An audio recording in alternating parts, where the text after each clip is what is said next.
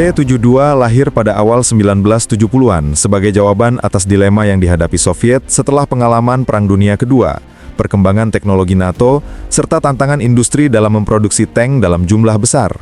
Soviet menyadari bahwa medan perang modern tidak hanya memerlukan tank-tank unggulan yang mahal dan kompleks seperti T-64, melainkan kendaraan tempur yang dapat dibuat dalam volume raksasa, mudah dirawat, dan cukup kuat untuk menghadapi ancaman Barat. Konteks inilah yang melahirkan keputusan desain T-72. Ia harus menjadi tank yang cukup baik dalam segala aspek, tetapi sangat unggul dalam satu hal, kemampuan diproduksi secara massal tanpa mengorbankan efektivitas tempurnya. Pada masa puncak Perang Dingin, pabrik Ural-Vagonzavod menjadi jantung dari produksi T-72. Pabrik raksasa ini, yang mampu bekerja hampir tanpa henti, dirancang untuk melahirkan ratusan unit dalam waktu singkat apabila konflik besar benar-benar terjadi. Soviet membangun infrastruktur industri yang secara khusus dioptimalkan untuk memproduksi tank jenis ini. Selama dekade 1970-1980-an, produksi T-72 mencapai skala yang luar biasa. Total produksinya, jika digabung dengan versi ekspor dan varian lisensi, diperkirakan melampaui 20.000 unit. Angka tersebut menjadikan T-72 salah satu tank paling banyak dibuat dalam sejarah modern, setara dengan mesin-mesin legendaris seperti T-34. Volume sebesar itu bukan sekedar pencapaian industri. Itu adalah bagian dari strategi geopolitik Soviet untuk memastikan bahwa mereka dapat menandingi kekuatan NATO melalui keunggulan jumlah. Seiring berubahnya ancaman dan konteks politik pada 1990-an, Rusia menghadapi tantangan besar. Anggaran militer runtuh, proyek-proyek modernisasi tertunda, dan industri pertahanan kehilangan daya dorongnya. Dalam situasi ini, T-72 kembali menunjukkan nilai strategisnya.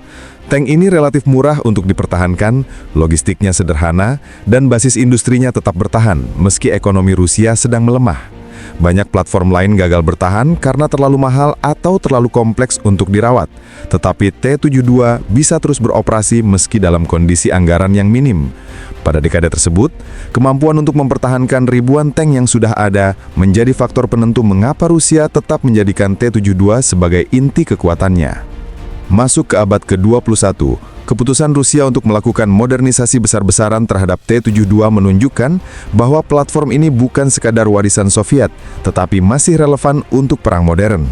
Varian seperti T-72B3 dan T-72B3M dirancang untuk menutup jurang performa dengan tank-tank Barat tanpa harus menghabiskan miliaran dolar untuk membuat lini produksi tank baru.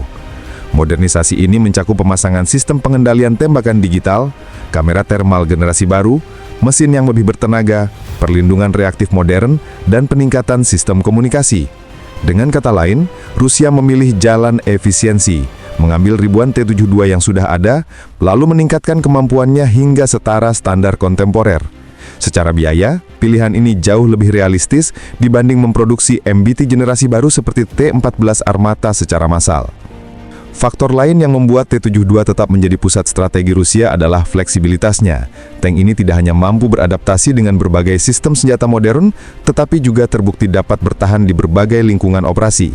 Dari padang gurun Timur Tengah, hutan dan rawa Eropa Timur, hingga padang stepa yang luas. Pengalaman tempur inilah yang membuat T-72 bukan hanya mesin perang, tetapi platform yang terus berevolusi bersama kebutuhan zaman.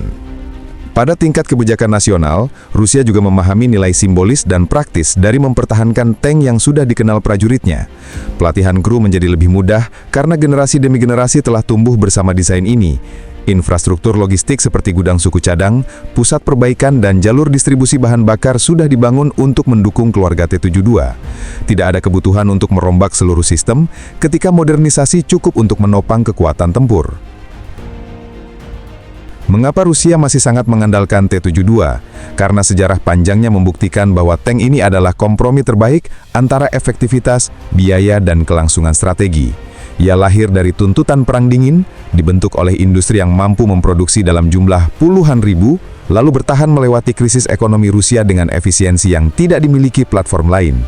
Ketika teknologi baru muncul, T-72 tidak ditinggalkan, tetapi dirangkul dan ditingkatkan agar tetap menjadi kekuatan utama. Seperti batu dasar yang menopang bangunan besar, T-72 menjadi fondasi lapis baja Rusia bukan karena kilau teknologi tercanggih, melainkan karena keseimbangannya. Cukup kuat, cukup modern, sangat murah untuk dipertahankan, dan yang paling penting, dapat diproduksi dalam skala besar.